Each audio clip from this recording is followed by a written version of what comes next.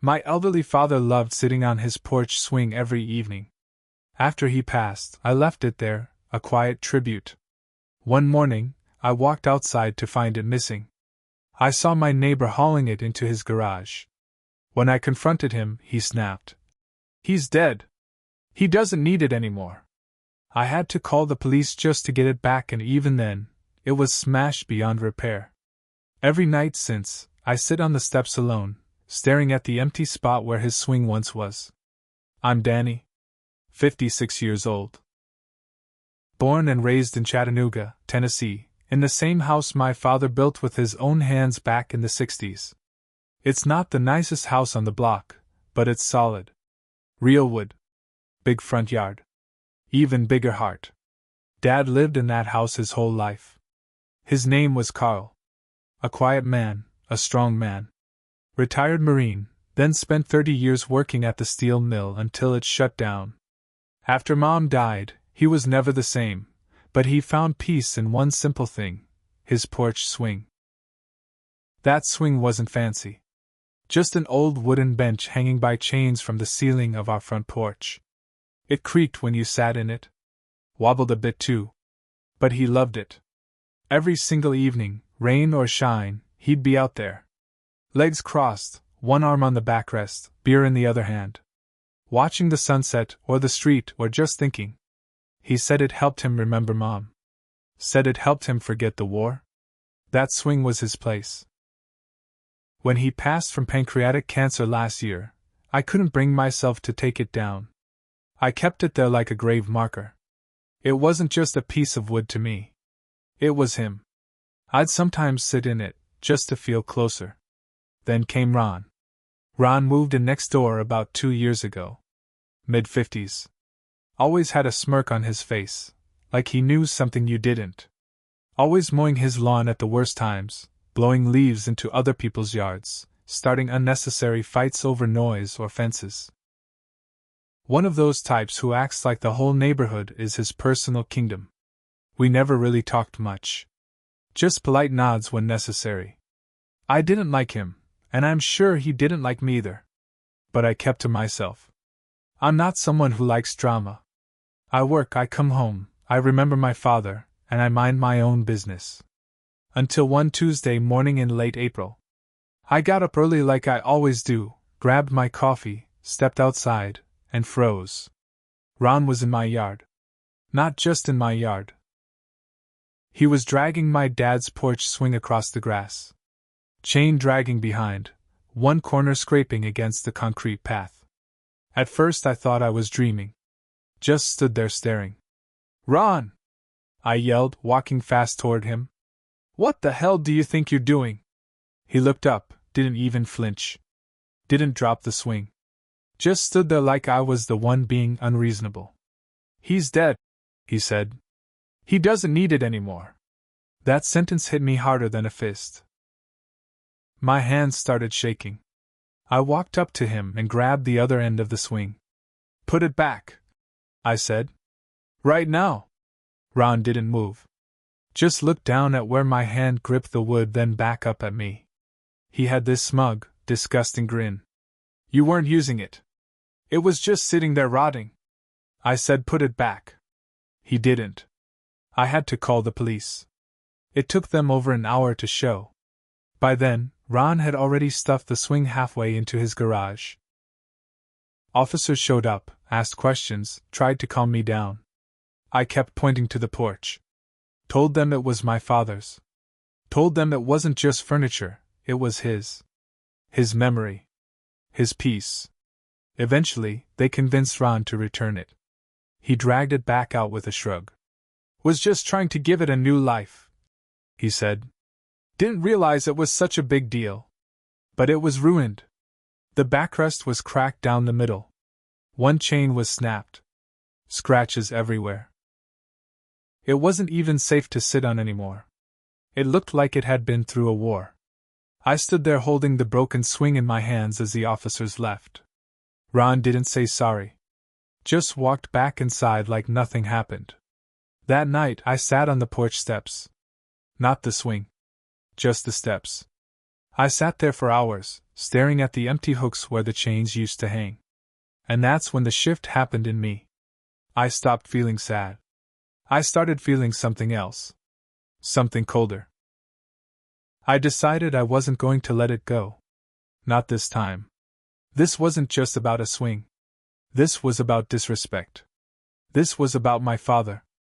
And I was going to make Ron feel what I felt. Not all at once. Not in one big moment. I was going to take my time. The first thing I did was stop talking to him. I didn't wave. I didn't nod. I didn't look at him. I acted like he didn't exist. But I was watching. I started small. I waited until he wasn't home, then poured sugar into the gas tank of his stupid red riding mower. The one he always rode shirtless like he was king of the block. 2 weeks later, I saw a tow truck come take it away. He cursed up and down the street, yelling about damn engine problems, while waving receipts from the repair shop. I just kept sipping my coffee. Next, I ordered a few pizzas to his house, every couple of days, all paid in cash. At first, he came outside yelling at the delivery guys. Then he tried putting up a "No trespassing" sign. Didn't help. I even sent some late at night, around 10 or 11, just to really get under his skin. Then came the noise. I borrowed my buddy Roy's massive old generator, the loudest piece of junk I'd ever heard. I started it up at 5 a.m. every few days. Just long enough to wake him. Never long enough to violate noise ordinances. I even started a backyard woodworking project on the weekends. Lots of hammering. Always early. The best part? Ron couldn't do a damn thing about it. He called the cops once. I showed them everything, permits, tools, receipts. Told them I was just a man working on a shed for his dead dad. They couldn't say a word. After a few weeks, Ron looked like hell. Bags under his eyes. Hair messed up. Started walking around in a robe at noon. I saw him yelling at his own garbage cans one morning. And still, I wasn't done. One afternoon, I saw a woman show up at his house. Mid-40s. Blonde, nice clothes. She looked mad already when she pulled up. She stayed for maybe 10 minutes, then left in a hurry. I couldn't help myself. I walked over to his mailbox and peeked inside after she left. Letters from a divorce attorney. Bank statements. Mortgage bills. He was in trouble. I didn't know how bad, but it was coming apart. That's when I escalated. I called up a few buddies from the old VFW who owed me favors. One of them, Pete, owns a junk hauling business. I told him about the swing. About Ron. I didn't ask for much. Just a little chaos.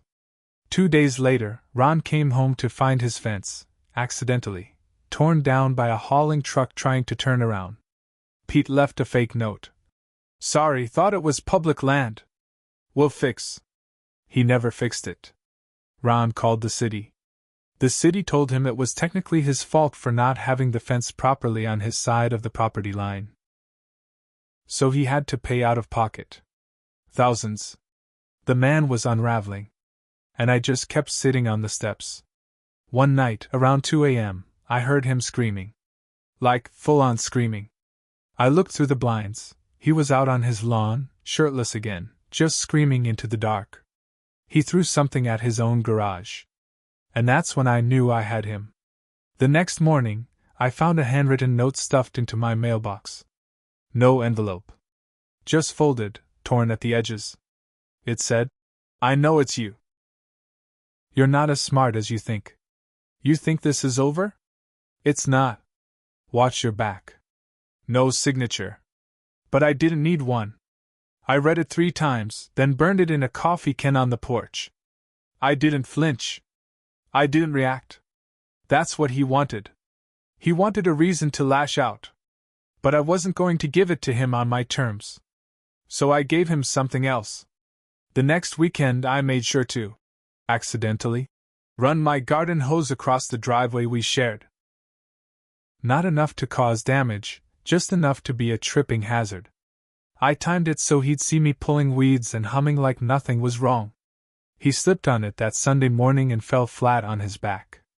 I didn't even look over. He screamed about suing, about getting a lawyer. I just smiled and waved to another neighbor across the street. Nobody helped him up. See, the thing about Ron was, people tolerated him. But they didn't like him.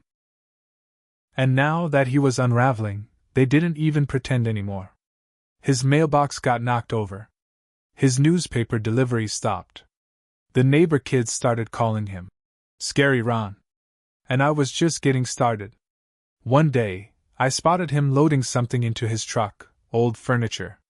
Looked like he was trying to get rid of stuff. Maybe selling it. Maybe he needed the cash.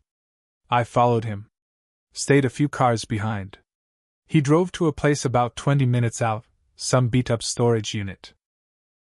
He went inside, stayed about an hour, then left. I made a note of the address. That night, I used a throwaway account to post an ad on Craigslist. Estate sale. Divorce forces total clear out. Vintage tools, furniture, military collectibles. Everything must go. 6 a.m., no early birds. I gave the address of the storage unit. I gave his name. Then I waited. The next morning, I sat on my porch like usual. Around 7:30, I saw him speed down the road like a bat out of hell. Later, someone who knew someone told me there was a crowd of people already at the unit when he showed up. Some had already started pulling stuff out, thinking it was up for grabs. I don't know how much he lost. But he didn't report it. He couldn't prove it wasn't his own fault. After that, things got real quiet. Ron stopped mowing his lawn. The porch light burned out and never got replaced. His trash cans started piling up. One day I saw him in the grocery store, and he didn't look like Ron anymore. He looked like a man barely holding on. Same smug face, but thinner. Nervous. Like he was waiting for something to fall on him. He started locking his gate with a heavy chain. Put cameras on his front porch. Pointed one right at my house. I waved to it every morning. But the best part. The city sent him a notice. Someone had reported construction on the back of his house. Unpermitted work. Code violation. He fought it. Lost. Had to tear down a whole section of his deck and pay fines. I didn't touch a thing. All I did was make a few phone calls. And still, I wasn't finished. By late summer, Ron was a ghost of himself. I'd hear him pacing at night. Talking to himself sometimes. His house was dark most evenings. He stopped bringing the trash to the curb. Weeds grew up along his driveway. The same guy who used to bark at kids for walking too close to his lawn now didn't even look out the window. That swing. What he did to it was still in the garage. I hadn't thrown it out. I couldn't. I kept it in the shed out back, every splintered piece. I'd sit with it some nights, remembering my dad. What he meant. How much that one stupid act had taken from me. And I kept thinking, maybe this wasn't enough. Maybe Ron needed to feel the exact same kind of loss. Then, one night I got my shot. I was on the steps when a tow truck rolled up to his place. Big flatbed. Unmarked. About 10 p.m. Two guys in coveralls hopped out, backed it right up to his truck, the same one he used to steal my swing. Hooked it up and rolled off. Quiet. Fast. No drama. I didn't call anyone. But I knew a guy who owed me. I might have mentioned a certain address and a certain vehicle that someone might want. Reclaimed. The next morning, Ron stood in the middle of his driveway, arms out, spinning in circles like he couldn't believe what happened. He called the cops. Screamed at them. They left within 15 minutes. Told him it was probably a repossession. That was the final straw. I saw it in his eyes. Later that week he packed up. A U-Haul pulled into his driveway on a Wednesday morning. He spent the whole day moving boxes alone. No one helped. No one said goodbye. He left that evening. Didn't even shut the gate. And just like that, he was gone. But I didn't feel good. Not right away. I sat out there that night, same spot, same steps, staring at the empty swing hooks again. I had taken everything from him, slowly, piece by piece. But it didn't bring back the swing. It didn't bring back my dad. The truth is, I went too far. There were moments I could have stopped. Could have just let him rot in his own misery. But I pushed it. I wanted him to suffer. I wanted him to lose sleep. To fear shadows. To break. And I did that. I broke him. About a month later, I got a letter in the mail. No return address. Inside was a photo of the swing, the way it looked when Ron first took it. Before it was broken. Before the fight. Just hanging there in the corner of my porch, untouched. I don't know how he got it. Maybe he took a picture before he hauled it away. Maybe it was his way of saying, I won for a second. But that's not what stuck with me. What stuck was what was written on the back. This was never about the swing. It was about control.